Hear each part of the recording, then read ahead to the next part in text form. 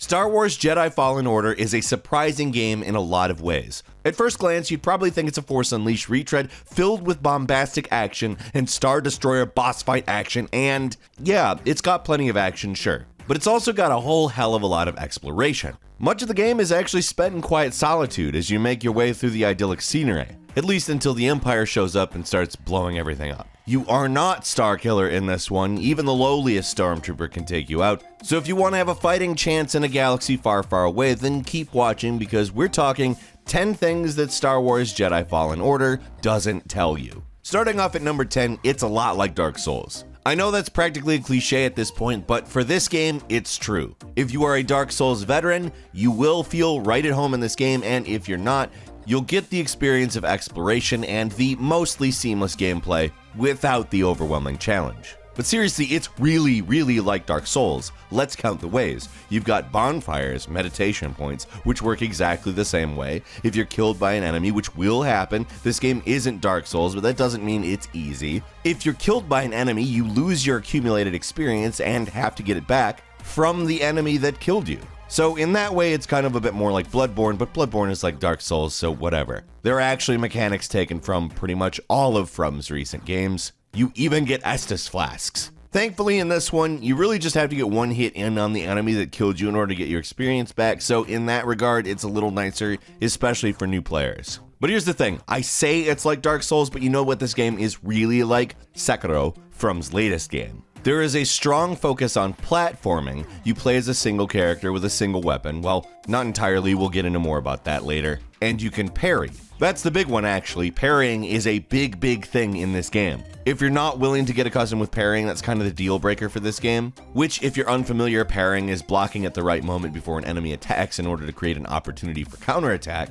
And if you can't hack it, then it's possible the game won't be a lot of fun for you. A lot of people struggled with Sekiro for this very reason, and it's understandable. It can be hard, it can be unforgiving, and although this game is a little bit more forgiving, the timing is actually a little trickier than Sekiro. That being said, if you stick with it, the game eventually gives you a lot of abilities, so you don't necessarily have to be a master parrier to get through it. Basically what I'm saying here is this. This game has got a lot of Dark Souls elements, but don't let it discourage you if you're not used to playing games like that.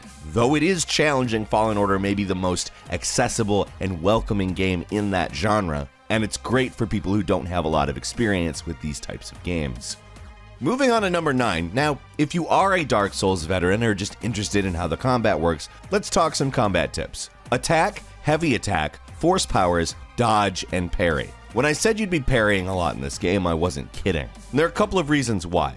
First thing, dodging is closer to Sekiro than other Dark Souls games. You're not going to get a lot of invincibility frames when you dodge, and you don't travel very far when you do. Dodging in this game is really only used to avoid unblockable attacks, which are telegraphed when the enemy turns red. And they're also used for avoiding certain attacks that can be blocked but are best avoided. Everything else you should just parry, like assume you gotta parry. It's important to get accustomed to parry timing as soon as you can, so when you get the opportunity with some stormtroopers, just practice it. It's a little tough getting used to because the block isn't instantaneous like some other games. There's a few frames between when you hit the block button and when Jedi Boy actually raises his weapon. So anticipate the attacks with the Force, I guess. When you see that red flash, that means an attack is incoming and you should probably start parrying. Another thing, don't get into the habit of tapping the block button to parry. It doesn't work and it just makes you more likely to get hit. It's really all about timing, and thankfully at lower difficulties the timing window becomes a little more forgiving, so if you're frustrated, just lower the difficulty,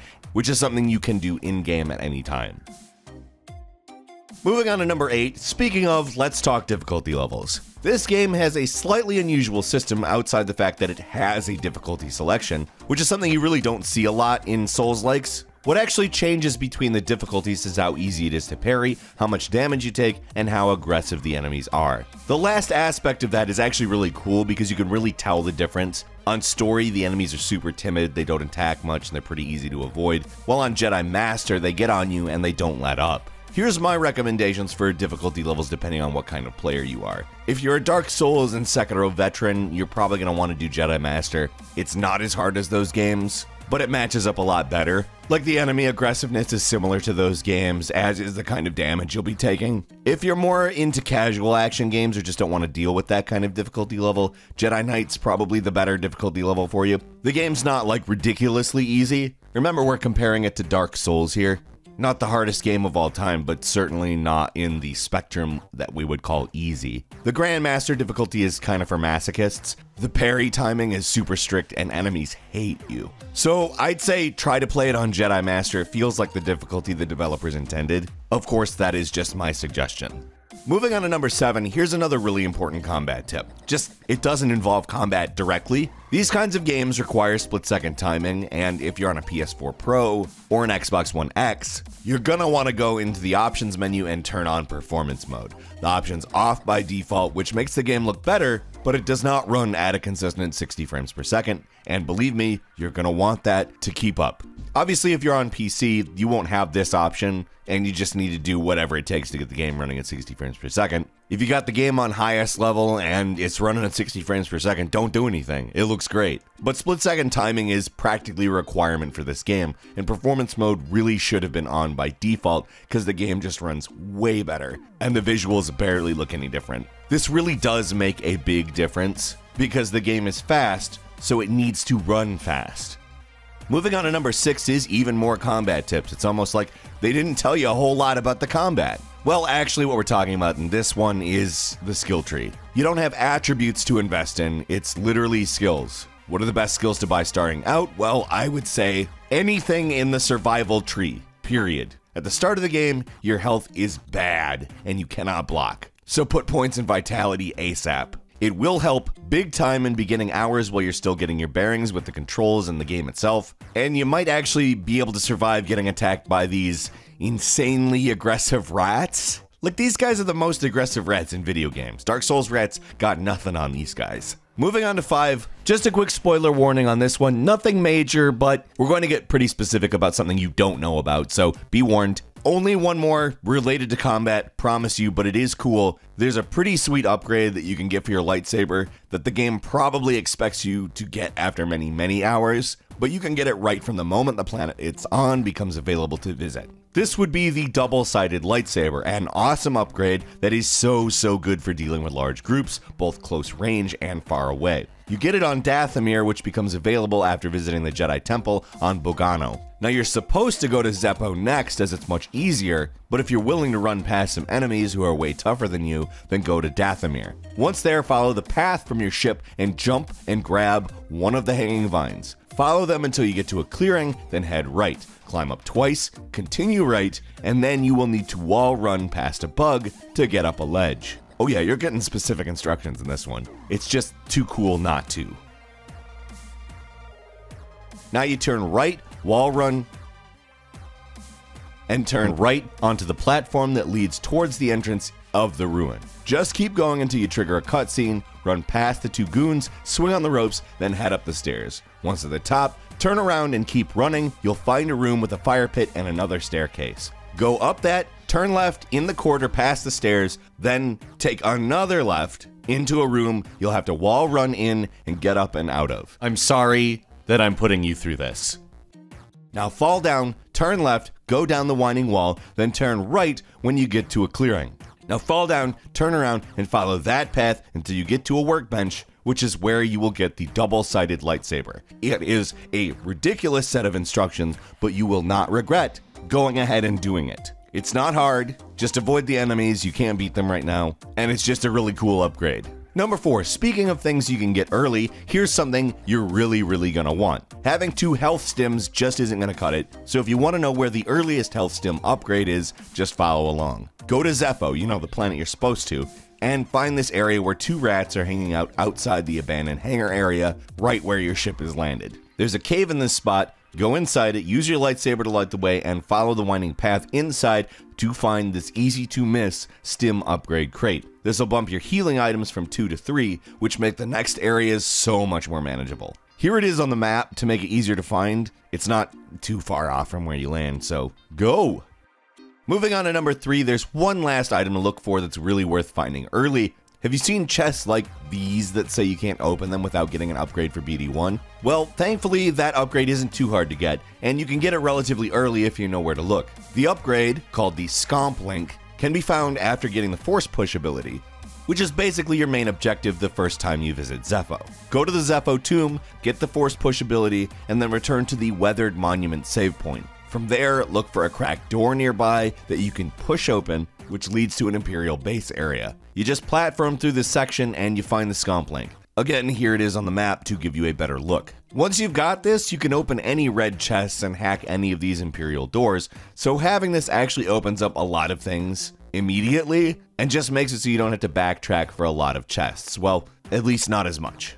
And at number 2, we've been talking a lot about how this game is similar to Dark Souls, but there's other elements that are surprisingly similar to another famous PlayStation series. You can probably guess, but I'm gonna say Uncharted. Like, look, you're swinging, sliding, tomb raiding, shimming on ledges, and this sequence right out of an Uncharted game. I know Sekiro has a lot of platforming in it as well, but the jumping and climbing is functionally a lot closer to what people are calling spectacle platformers, where traversing the environment in different ways is a major part of the gameplay. And I don't want to undersell this, just getting around stuff, climbing around, jumping, sliding, it's as much as part of the game as Jedi slicing is. This isn't a pure beat 'em up, and a big part of the exploration is tied up in the platforming segment, so if you don't like Uncharted's brand of freewheeling, rope swinging, and wall climbing, you might not like this game actually. That said, I think this game controls extremely well, it's very smooth, and the platforming segments, though numerous, are genuinely cleverly built and interesting. They're always introducing some new wrinkle or different challenge to break things up,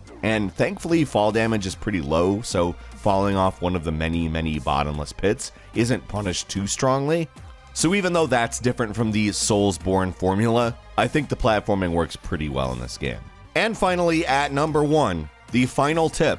Exploration is king. And I know that might seem unnecessary to say, but I think it's key to enjoying the game. The environments are big, they're diverse, and they're full of stuff. There's always something new to find. Not everything you'll find is great. In fact, most of what you get in chests is cosmetic stuff to customize your lightsaber and don't actually affect the performance in combat, but you're just as likely to find an item that'll upgrade your health or allow access to an area way before you're supposed to, or fight off an enemy way above your level for bragging rights. The game isn't completely linear, and it handles it in a very interesting and good way in my opinion. It actually lets you get off the beaten path and find stuff on your own, and that's one of its greatest strengths. Though I will say there are differences in taste. Some may find it liberating, while some might find it frustrating. Either way, use the map. And it's not just that you need the map, it's that the map is actually very good. It actually shows obstacles like cracked walls or depowered generators, and tells you if you have the power to get through them or not. And there is a lot of them, so if you've heard us describe this game as kind of a Metroidvania-esque game on this channel elsewhere, this is why. And I think that although you can see like a lot of different influences at all times, the sum is kind of greater than its parts. It is very much its own thing. So if you get stuck or you're having trouble in a fight, just explore. There's usually something else to do or something to find that can make things easier for you. Have you played Jedi Fallen Order yet? We're pretty impressed with it, honestly, but would love to hear what you think. So leave us a comment, let us know. If you like this video, please click like. If you're not subscribed, now's a great time to do so. We upload brand new videos every day of the week, and the best way to see them first is, of course, a subscription. So click subscribe, and don't forget to click the notification bell. As always, we thank you very much for watching this video. I'm Falcon. You can follow me on Twitter at FalconTheHero, and we'll see you next time right here on GameRanx.